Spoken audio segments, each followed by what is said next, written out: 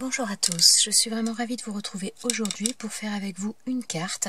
Alors j'ai décidé d'utiliser, d'associer ces deux choses-là, donc de la boutique d'Alina Craft. Alors à savoir ce die, donc cette matrice de découpe là, et également ce superbe tampon. Papillon, écriture qui est juste magnifique. Donc voilà, je voudrais faire une carte en utilisant ces deux choses là. Alors pour ce faire, donc je vais utiliser également des papiers comme ça. Donc ce sont des papiers que j'ai fait, ouais, j'espère que vous voyez bien, ce sont des papiers que j'ai fait avec ma gel presse. Donc voilà, j'ai décidé d'utiliser cela. Donc je voudrais faire un cadre en utilisant donc cette matrice de découpe avec ce papier là. Alors donc là j'ai décidé, donc on peut séparer à la fois le contour et l'intérieur, mais là pour cette première découpe je vais les garder. Enfin, je vais les garder associés.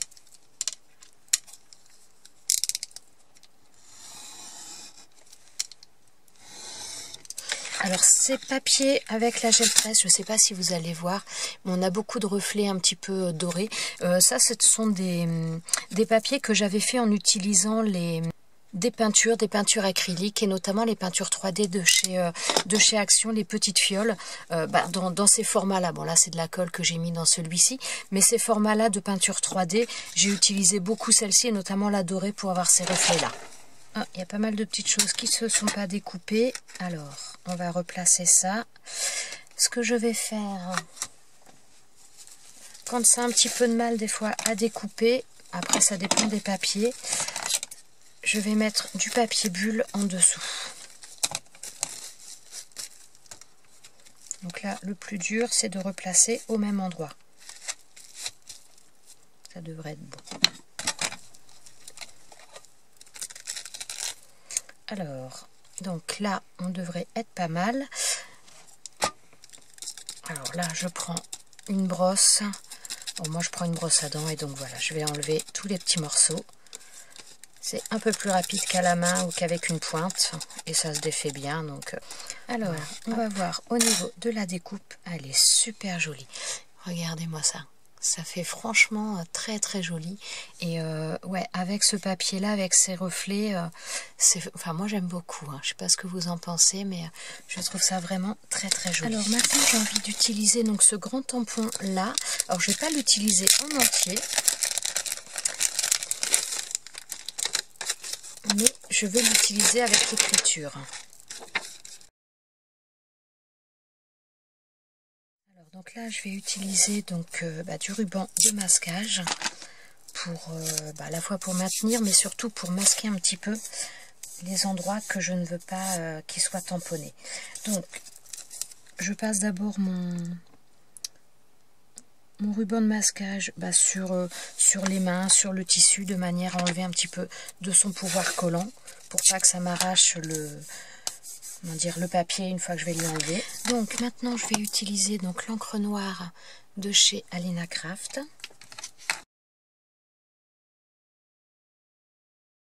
Voilà ce que ça nous donne pour l'instant. Donc là je laisse sécher et maintenant je vais travailler d'autres tamponnages. Donc je vais utiliser le nettoyant tampon, je vous l'ai souvent présenté, hein, je le mets souvent dans les petits i au cours des vidéos. Je vous remettrai la vidéo pour faire votre nettoyant tampon, je vous le mettrai dans le petit i qui apparaîtra en haut à droite de votre écran. Alors, donc voilà, et après il y a d'autres tampons sur cette planche, et je vais voir lesquels je vais utiliser. Je crois que je vais faire les 3 tamponnages de toute façon, je vais utiliser ces 3-là en tampon, et je verrai après si je les utilise tous ou pas, mais de toute façon je vais tous les tamponner. Alors pour ça, je vais prendre une autre feuille comme ça, donc que j'ai travaillé avec ma gel presse. Cette fois-ci, ce sont dans les teintes un petit peu jaune, enfin pas un petit peu, dans les teintes jaune et or. Et donc je vais faire mes tamponnages, toujours pareil avec cette encre-là.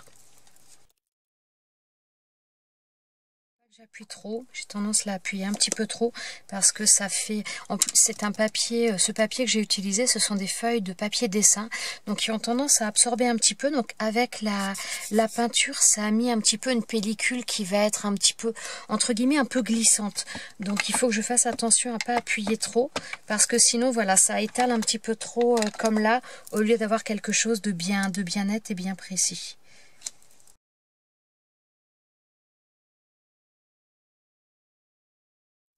Donc, je vais vous montrer les tampons.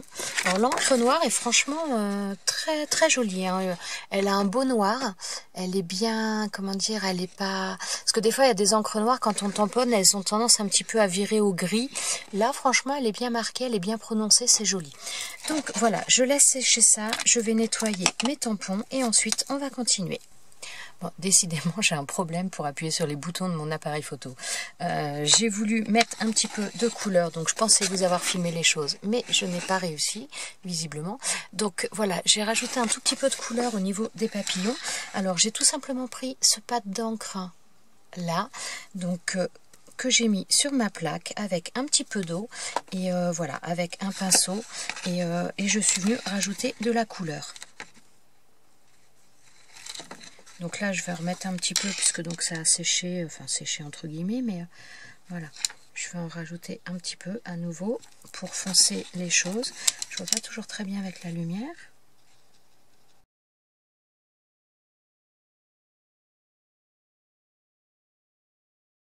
Vous pouvez voir d'ailleurs au passage que donc cette encre là de chez Alina Craft, on peut faire de l'aquarelle sans aucun problème, puisque là je repasse de l'eau, ça fait déjà 2 fois, et enfin de l'eau et de l'aquarelle naturellement, mais donc ça ne bouge pas, donc voilà.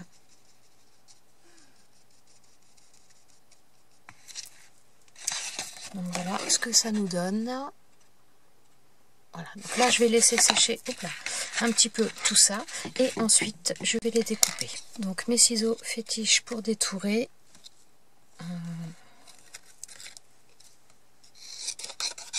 Voilà, donc maintenant je vais détourer tous ces papillons et on se retrouve pour continuer ensuite.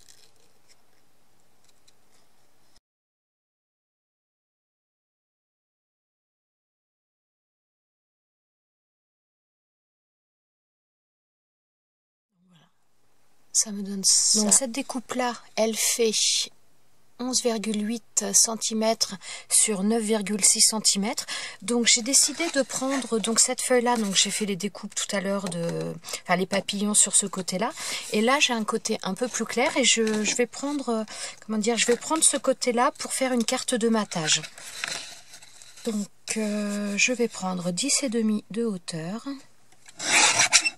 sur 12,5 de longueur et ça devrait être bon.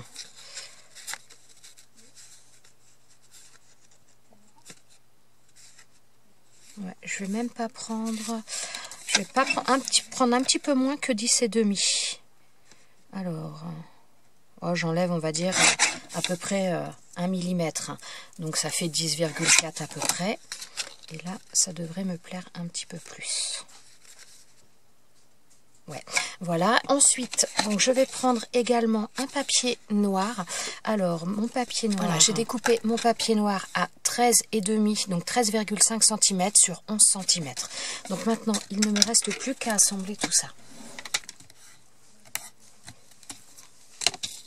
Alors, on va coller ça.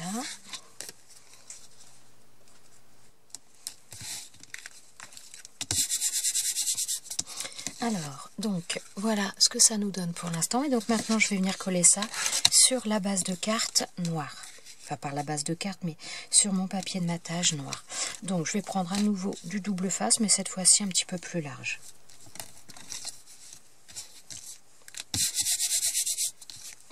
Donc voilà, et maintenant je vais mettre ça sur une base de carte. Alors là, j'ai pris une base de carte, donc là ce sont des bases de cartes toutes faites qui font 17 cm sur 12, pardon. Alors par contre, je vais la recouper, mais je voudrais laisser quand même pas mal de distance autour, donc je vais couper à, comment dire, à l'œil comme ça, en fonction de la distance que je veux laisser, et je vous indiquerai après...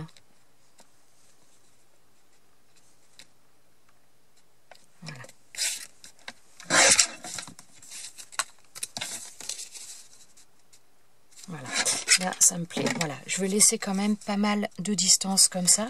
Alors donc elle fait 12 cm de hauteur et je l'ai découpée, je pense, à 15,5 cm. Donc 15 cm de longueur sur 12 cm de hauteur, et je vais venir coller ça maintenant là-dessus, et dans le bon sens ce serait mieux. Donc voilà, je vais mettre de la colle. Voilà, ça me donne ça. Et maintenant, donc, je vais m'occuper des papillons que j'avais découpés pour venir les mettre par-dessus. Alors, petite chose aussi, parce que donc j'ai pas découpé avec vous. Pour certains, je l'ai fait visiblement, je ne l'ai pas fait sur tous. Donc, je prends un marqueur noir et je viens noircir les contours de manière à, comment dire, à ce que ce soit plus, que ça fasse plus fini. Donc je l'ai fait visiblement sur certains, mais pas sur tous.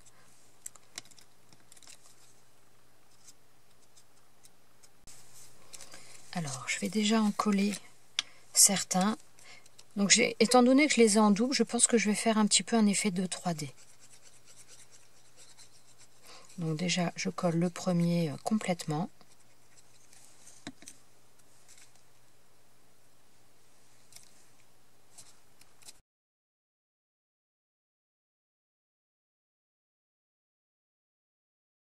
Alors donc là c'est le deuxième comme celui que j'ai collé tout à l'heure. Donc je vais simplement, je remonte un tout petit peu les ailes et je vais juste coller le corps. Donc je vais mettre du double face. Je ne suis pas sûre que vous voyez bien avec la lumière. Attendez, je vais régler. Hop. Donc je vais mettre du double face juste sur le corps du papillon et je vais venir le coller tout simplement en 3D. Et donc je vais faire la même chose pour le deuxième papillon. Donc là on fait bien attention puisqu'il y a 3 tailles différentes. Donc là pareil, je mets mon ongle un petit peu à la fin du corps de manière à soulever uniquement les ailes. Voilà, ce qui me permet d'avoir la tranche, voilà, pour mettre le double face sur le corps du papillon. Et voilà donc cette petite carte avec les papillons. Franchement très très sympa. Donc on peut voir le côté 3D. Voilà, donc voilà, cette carte est presque terminée. Je voudrais juste rajouter un petit peu de touche de brillance, entre guillemets, des strass. Alors j'ai sorti, voilà, des petits strass comme ça, et j'ai envie d'en mettre au niveau du corps des papillons.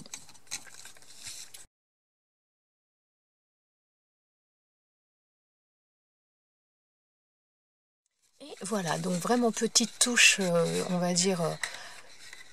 très peu de choses rajoutées, mais je trouve que ça change et ça, voilà, ça fait, ça donne un petit style différent. Voilà, j'espère que cette petite carte vous aura plu. Je vous remercie d'avoir regardé cette vidéo jusqu'au bout. Je vous souhaite à tous une très très bonne journée et je vous dis à bientôt pour une prochaine vidéo. Ciao ciao!